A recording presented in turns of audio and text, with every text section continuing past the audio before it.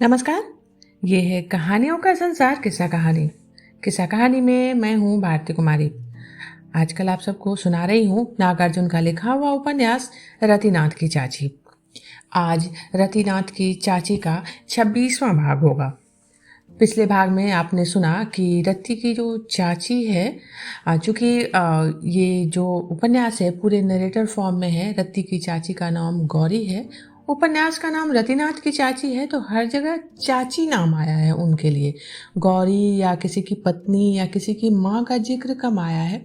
रतिनाथ की चाची, तो चाची का जो बेटा है उमानाथ, जो घर छोड़कर चला गया था, जिसके बारे में हमने सुना था कि वो कलकत्ते में जाकर ट्राम में नौकरी कर रहा है, उसकी शादी हो गई। शादी कहाँ और कैसे हुई उसका वर्णन था पिछले भाग में। शादी में मामा ने सहयोग किया, यानी जय किशोर ने। जय किशोर वही है जिसके पास रतिनाथ रहकर पढ़ता था। अब आगे। गेहुआ रंग, लंबा कद, फैला हुआ चेहरा, प्रशस्त ललाट, पतले होंठ, बड़ी बड़ी आंखें, नाक जरा चिपटी। 15-16 साल का तरुण साफ धोती और नीली धारी वाली कमीज पहने जब उस विशाल आंगन में बेधड़क प्रवेश किया तो सूर्यास्त का समय था। किसी ने उसे नहीं पहचाना। वह भी किसी को नहीं पहचान पा रहा था कि इतने में कुजी खवास की औरत जनकमणि सिर और कमर पर पानी भरे 2 घड़े लिए पहुंची। आगंतुक का मुंह देखते ही वो उल्लास से चिल्ला उठी, दया रे दया, ये तो रत्ता बबुआ है, कितना बड़ा हो गया है। तब तक 2 मामियां सामने घर से दौड़ आईं। नानी बीच आंगन में खजूर की शीतल पाटी पर बैठी थी, वो भी उठ खड़ी हुई। उनके हाथ में बांस की बिजनी थी। गर्मी के मारे बदन में फुंसियां निकल गई थी। बिजनी के बेट से पीठ खुजाती हुई वो भी 4 कदम आगे आई। बड़ी मामी ने रत्ती के हाथ से गठरी ले ली और कहा, नानी को भी नहीं पहचाना रत्ती? वृद्धा के पैरों में धब से पड़कर रत्ती ने प्रणाम किया। नानी रो पड़ी, भूल गए हमको बेटा? अपनी मृत पुत्री की पुरानी स्मृति इतने जोर से उभर आई कि वृद्धा का गला रुंध गया। वो आगे लपकी और लड़के को छाती से लगा लिया, माथे पर हाथ फेरते हुए ही मानो उसे संतोष ही ना हो रहा हो। वात्सल्य का ये रूप रतिनाथ ने आज तक नहीं देखा था। ये जीवन में सर्वप्रथम ये रस उड़ेलने वाली चाची थी। उसकी माँ तो उसको याद तक नहीं है। वो ननिहाल पूरे 10 साल बाद आया था। यहाँ मैं बता दूं श्रोताओं कि ये रतिनाथ का ननिहाल है, रतिनाथ के पिता का ससुराल। वो रहता है अपनी चाची के मायके, मतलब चाची के भाई के साथ, और ये उसका अपना ननिहाल है। ओसारे पर घड़े रखकर जनकमणि भी स्वागत के इस अद्भुत समारोह में शामिल हो गई। मौका पाकर बोली, और मामियों को प्रणाम नहीं किया? और मैं, तुम क्या जानो, मैंने तुम्हें साल भर अपनी छाती का रस पिलाया है। मामियों को अनजाने तो वो पहले ही प्रणाम कर बैठा था, अब जानबूझकर प्रणाम किया। तब तक नानियों और मामियों की पूरी पलटन आकर आसपास खड़ी हो गई। बात ये थी कि रतिनाथ के नाना 5 भाई थे। अपने और चचेरे कुल में कुल मिलाकर 17 मामा थे, 12 मौसियां थी, 14 मामियां थी। सचमुच उसका मातृकुल बहुत विशाल था। नाना रुद्रधर पाठक संत और झक्की स्वभाव के आदमी थे। जयनाथ उनको फूटी आंख भी नहीं सुहाते। प्रतिदिन 3 पहर तक उनका पूजा पाठ चलता, उसके उपरांत भोजन। दिन रात में केवल 1 बार। बाल बच्चे नौकर चाकर मिलाकर 63 प्राणियों के उस महान परिवार के वो कुलपति थे। 1200 बीघा जमीन के मालिक। 40 बैल थे, 20 हल, 18 भैंस, 30 गाय, पाड़ी पाड़ा, बाछी बाछा सब जोड़कर 80 के लगभग मवेशी थे। पक्का और बड़ा 4 ओसारों वाला दालान था। पहियों वाला 5 बड़े बड़े संदूक उन ओसारों पर पड़े रहते थे। दालान से पूरब जरा हटकर एक कतार में 11 बखार थे, चिकनी मिट्टी से लिपे पुते और गोल मटोर। उन्हें देखकर किन्हीं पंक्तिबद्ध ऐतिहासिक स्तूपों का भ्रम होता था। रतिनाथ ने उठकर सबको प्रणाम किया। एक समय मर्द एक भी अंदर नहीं था। उस समय एक भी मर्द अंदर नहीं था। गोधूली का समय क्या घर में घुसे रहने के लिए है?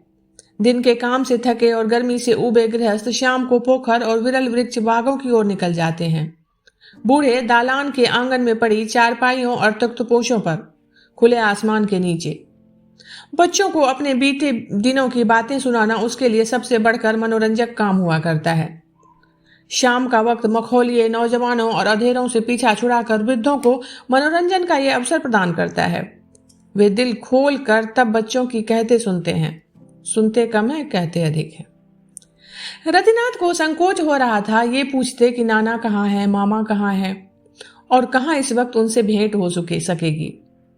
नानियों और मामियों की उत्सुकता, उनका अकृत्रिम वात्सल्य, सहज आत्मीयता, ऐसा लग रहा था मानो किसी अमृत कुंड में उसको आकंठ खड़ा कर दिया गया हो। अपनी छोटी मामी ने स्नेहपूर्वक उसके पैर धो दिए और अंदर कमरे में ले गई। वहां भिगोया हुआ चूड़ा, दही और केले से रत्ती ने जलपान किया। बातें और मौखिक छेड़खानी करके छोटी मामी भगना बाबू का संकोच काफी हद तक हटा चुकी थी। रत्ती प्रसन्न होकर कमरे से निकला और दालान पर आ पहुंचा। नाना को बाल मंडली से अपने दौहित्र के आने की सूचना मिल चुकी थी।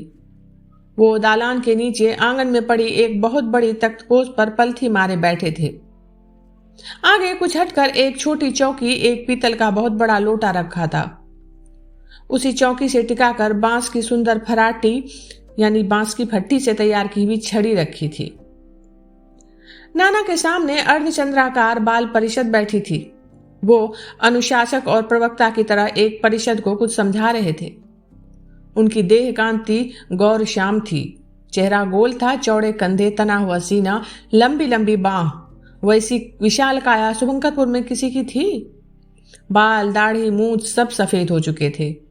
भौं और कान तक के बाल सफेदी पकड़ चुके थे। दीप्त ललाट, छोटी छोटी आंखें और कान बहुत भले लगते थे। नाक नुकीली नहीं थी, होंठ न पतले न मोटे। गले में स्फटिक की माला थी। पीला और बारीक यज्ञोपवीत बाएं कंधे से वक्षस्थल के बीच की ओर, वहां से दाहिनी ओर पेट और कमर की तरफ लटक रहा था। दाहिना हाथ की अनामिका में चांदी की पवित्री थी। वो साफ धोती पहने हुए थे और पास में अंगोछा रखा हुआ था। रतिनाथ ने नाना के दोनों पैर छूकर प्रणाम किया। नाना ने माथा और पीठ पर हाथ फेरते हुए आशीर्वाद दिए। आयु और आनंद की बढ़ती हो। रत्ती प्रणाम करके एक ओर बैठ गया तो नाना बोले, क्यों रतिनाथ, मैं समझता था कि जब तक ओझा जी यानी जयनाथ जिएंगे तब तक तुम नहीं आओगे और अब इन आंखों से तुम्हें देख नहीं पाऊंगा। खैर, अब तो आ ही गए हो, अच्छा किया। रत्ती गुम ही रहा। नाना ने फिर घर का हाल और पढ़ाई वढ़ाई के बारे में पूछा। रतिनाथ संक्षेप में उत्तर देता गया। अंत में उन दर्जनों लड़कों का नाम और रिश्ता उन्होंने अपने दोहित्र को बताया। ये हिमकर है, ये श्रीकर, वो क्षेमकर, वो शकर, वो दिनकर, ये सुधाकर, वो रहा मधुकर, पद्मनाभ, रेवती रमन, इंद्रकांत, गोपीकांत, जयकांत, श्रीनाथ, शिलानाथ, एकनाथ, लक्ष्मीनाथ, जटाधर, श्रीधर, गंगाधर, धरणीधर, यही सब तुम्हारे ममेरे भाई होंगे। और भी हैं। 25-30 नाम बता गए थे। रतिनाथ नाम सुन के लद गया। थोड़ी देर वहां बैठकर वो टहलने के लिए निकला कि और कोई संबोयक साथ हो लिए। रत्ती का ननिहाल मानिकपुर जोगियारा स्टेशन से 1 कोस पश्चिम पड़ता था। वो किसी तरह पूछ पूछ कर पहुंचा था। सड़क कच्ची थी और मानिकपुर तो बड़ा ही प्रसिद्ध गांव था। पाठकों की खानदान पास पड़ोस के 25 कोस देहात में मशहूर थी। ये लोग कुलीनता की दृष्टि से निम्न कोटि के ब्राह्मण थे। आचार विचार, शील स्वभाव, ठाट बाट, धन दौलत, यह सब प्रमाणित करता था कि उनमें वैशाली के लिच्छवी और मिथिला के विदेह, इन दोनों गणों का रक्त मिश्रित है। ये भी क्या कोई रहस्य है कि पाठकों का संपर्क एक ओर दरिद्र मैथिलों से है तो दूसरी ओर धनाढ़ भूमिहारों से भी। इनका मालिक कोई दूसरा जमींदार नहीं है। अब भी 40-100 बीघे का इतना बड़ा रकबा पाठक लोगों के पास अपनी जायदाद है। आसपास के कई गांवों की जमींदारियों के वो पट्टीदार हैं। इनके गोतिया और भी कई जगह हैं, मगर यहाँ मानिकपुर में पाठकों के बड़े बड़े 52 परिवार हैं। इस परिवार के बाकी ब्राह्मण भी जो पाठक नहीं हैं, इन्हीं लोगों के भांजे, दौहित्र या इनकी औलाद हैं। ब्राह्मणों की कुल आबादी 1775 है, लेकिन सभी की धमनियों में एक ही रक्त प्रवाहित है। पाठक कुल एक जटायु वटवृक्ष है जिसके 10 धर और 25 शाखाएं होती हैं। फिर उन शाखाओं की 50 डालें, सैकड़ों डालियां और हजारों टहनियां। बड़े बूढ़ों के श्राद्ध में, लड़कों के मुंडन, छेदन और उपनयन में पाठकों के यहाँ अब जाति भोज, कुलभोज होता है तो वो दृश्य देखकर अवश्य आप मुग्ध रह जाएंगे। उस समय आपस का सारा वैमनस्य, व्यक्तिगत राग द्वेष से अकुरित छोटे मोटे झगड़े सब भूल जाते हैं। वे पंक्तिबद्ध होकर बैठते हैं और 2-2, 3-3 घंटे तक वो महाभोज चलता रहता है। पाठकों की परंपरागत अनुश्रुतियां, वीरता के आख्यान इतने अधिक हैं कि एक पोथा बन जाएगा। मां मरी तो रतिनाथ नानी के पास रहने लगा था। साल भर रहा होगा कि एक ऐसी बात हो गई जिससे जयनाथ क्रुद्ध होकर लड़के को ले गए। तब से कभी रत्ती के बाप ने मानिकपुर आने नहीं दिया था। इस बार साहस करके वो स्वयं ननिहाल आया था। नानी एक बड़े ही भद्र और कुलीन ब्राह्मण की संतान थी, माँ बाप की तीसरी बेटी। बचपन में ही उसके माँ बाप मर गए। चाचा ने 300 में बेचारी को पाठकों के कुल में बेच दिया। अभाव अभियोग के बीच पनपने वाली इस स्त्री का स्वभाव ऐसा उदार और विनीत होगा किसे पता था। जितनी प्रशंसा की जाए थोड़ा कम होगी। संत और सन की स्वभाव के पति मिले, तिस पर इतने बड़े परिवार की जिम्मेदारी। नानी ने अपने माँ बाप और नैहर के नाम पर कभी धब्बा नहीं लगने दिया। कम से कम पहना, कम से कम खाया पिया, अधिक से अधिक बर्दाश्त किया, अधिक से अधिक सुना। अपने को पति कुल की गतिविधि में, क्रियाकलाप में इस भांति खपा दिया कि आज सारा मानिकपुर शशिधर यानी कि उनका बेटा की मां का नाम लेकर ही सुबह सुबह आंख खोलता है। नानी पुण्य श्लोक है, प्रातः स्मरणीय है। पंचकन्या के बाद इस नर्मदा का नाम कोई जब कभी जोड़ दे तो अनर्गल नहीं होगा। मानिकपुर और पाठकों का राज। ननिहाल में रतिनाथ का मन ऐसा रमा कि 35 रोज रह गया। संसार ऐसा स्वर्गीय है, इतना मनोरम है, रत्ती ने इस बात की कल्पना तक नहीं की थी। मोतिहारी के विद्यालय में पंडित जी संसार की तुलना मछली के तले टुकड़े से करते थे। कोई चाहेगा कि कांट ना हो, मछली ही मछली हो, सो कैसे होगा। दुख सुख को दुख से बिल्कुल अछूता रहकर भोगा नहीं जा सकता। रतिनाथ सोचता था, नहीं, संसार उजाड़ है, इसमें दुख ही दुख है। लेकिन ननिहाल की दुनिया से वो इतना प्रभावित हुआ कि सारा ब्रह्मांड उसे एक विराट रसगुल्ला जैसे दिखने लगा।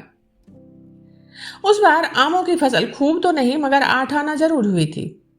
नाना के पास 50 बीघों का बाग था, कलमी ही कलमी आमों का। बम्बई, मालदा, किशुनभोग, कलकतिया, फजली, दड़मी, जर्दालू, सापसन, सुक्कुल, सिपिया, कपुरिया, दुर्गीलाल का केरवा, बथुआ, राढ़ी, भदई, मोहर ठाकुर की भदई। मालदा तो आमों का राजा है, बनारस की तरफ यही लंगड़ा कहलाता है। बम्बई आम सबसे पहले पकने लगता है। मालदा पतला छिलका, मामूली गुठले और अपने विशिष्ट स्वाद के लिए मशहूर है। बम्बई का छिलका मोटा होता है मगर मिठास गजब की होती है उसमें।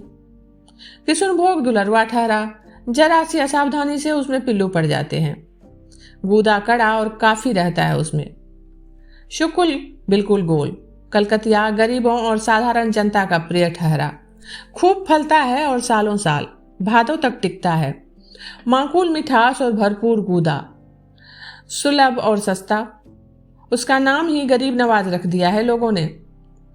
फजली का नंबर किसी की राय में तीसरा और तो किसी की राय में चौथा है। शक्ल के ख्याल से तो इसका स्थान दूसरा होना चाहिए। प्रथम स्थान दुर्गीलाल के केरवा को प्राप्त है। दुर्गीलाल का केरवा शेर 2 शेर का देखा गया है, 2-2 शेर तक का देखा गया है, लेकिन स्वाद में वो असाधारण नहीं होता। दड़मी, जर्दालू और शाहपसंद ये तीनों सगे हैं। आकार में जर्दालू बड़ा और अंदर से पीला होता है। सुकुल और सिपिया को आम के शौकीनों में काफी इज्जत है। सुकुल की गुठली धागेदार या सन वाली होती है। घुला हुआ सुकुल चूसने की चीज है, दांत से छील कर खाने की नहीं। सिपिया की शकल सीपी जैसी होती है और स्वाद मनोरम होता है। कपूरिया और सिपिया में केवल स्वाद का भेद है, आकार का नहीं। कपूरिया का स्वाद और गंध ठीक कपूरी मालूम होगा। बथुआ आम आसिन तक चलता है, स्वाद में साधारण। राढ़ी भदई अपने पतले छिलके और सुरभित माधुरी के लिए प्रसिद्ध है। उसका मौसम आधा सावन और भादो है। मोहन ठाकुर की भदई छोटी और नुकीली होती है। राढ़ी का छिलका पीला और गूदा थोड़ा लाल होता है। कलमी आमों का ये परिज्ञान रत्ती को नाना की कृपा से प्राप्त हुआ था। राग में मचान पर बैठे हुए नाना ने एक बार कहा था, अब इन बातों का शौक लोगों में रहा ही नहीं। देखो ना, इतना बड़ा बाग है और आज का है। और क्या ये आज का है? 3 पुरखों की तपस्या का फल है। इसमें कितने ही पेड़ अब बूढ़े और रोगी हो गए हैं। साल साल आंधी तूफान में 2-1 पेड़ जड़मूल से उखड़ कर धराशायी हो जाते हैं, लेकिन उसकी जगह नए कलम रोपने की चेष्टा कोई नहीं कर रहा। लड़के अहदी हो गए हैं, किसी की कोई नहीं सुनता। पुराने पेड़ों की जगह ये नए थाले अवश्य थे, परंतु उसकी संख्या कम ही थी। रुद्रधर पाठक को इतने में भला क्या संतोष होता। कलमी आमों के इस बाग को छोड़ दें तो बीजू आमों का एक दूसरा बाग भी था। बीजू आमों का बगीचा गाछी कहलाता था। स्वाद के ख्याल से लोग कलमी आम पसंद करते हैं, फायदे के ख्याल से बीजू। बीजू का दूसरा नाम शरही या तुखमी भी है। बगिया अब उजर रही थी। लकड़ी के अभाव में बड़े बड़े गाछ कट रहे थे। 150 वर्ष की उम्र के विशालकाय वृक्षों के आम रत्ती को यहीं मिले थे। ये उसकी घिवही के परदादा थे। रूप और गुण के अनुसार आमों के अलग अलग नाम होते हैं। वहां 100 पेड़ बच रहे थे, सबके नाम याद रखना असंभव है। कुछ नाम अब तक रतिनाथ को याद है। केरवा, परोड़िया, बुनक्का, करियम्मा, धुमनाही, लडुब्बा, केरवी, घिवी, रोहिनिया, बेल्हा, चक्रपाणी भोग, रतुटिया, कठमिया, कोनैला, तिमरंगा, सिनुरिया, पहुन, अमतहा, सनहा, तमहा, चफिलवा करोड़ों की तादाद में फलते और आंधी तूफान का मुकाबला करते झड़ते झड़ते पकने के मौसम तक लाखों की तादाद में बचे रहते थे। बेल जैसे स्वाद के कारण एक आम का नाम बेल्हा था। शक्ल में छोटा, चक्रपाणी भोग का छिलका बेहद मोटा और रस गाढ़ा था। मिठास उसमें खूब थी। बंगलेट बड़ा रसीला ठहरा। हास परिहास और छकाने की नीयत से मंचले जवान ये आम पहुनों को थमा दिया करते। कहते, पहुना ये कपुरिया आम है, ऐसा स्वादिष्ट आम आपको कहाँ मिलेगा। रतिनाथ अपने नानिहाल में कुछ दिन और रहना चाहता था, लेकिन चाची का बुलावा आ गया। रतिनाथ की चाची का ये भाग आज यहीं तक। अभी आप सुन रहे थे भारती कुमारी की आवाज में नागार्जुन का लिखा हुआ उपन्यास रतिनाथ की चाची का 26वां भाग। जल्दी ही मिलती हूं अगले भाग के साथ। तब तक आप सब जुड़े रहिए किस्सा कहानी से।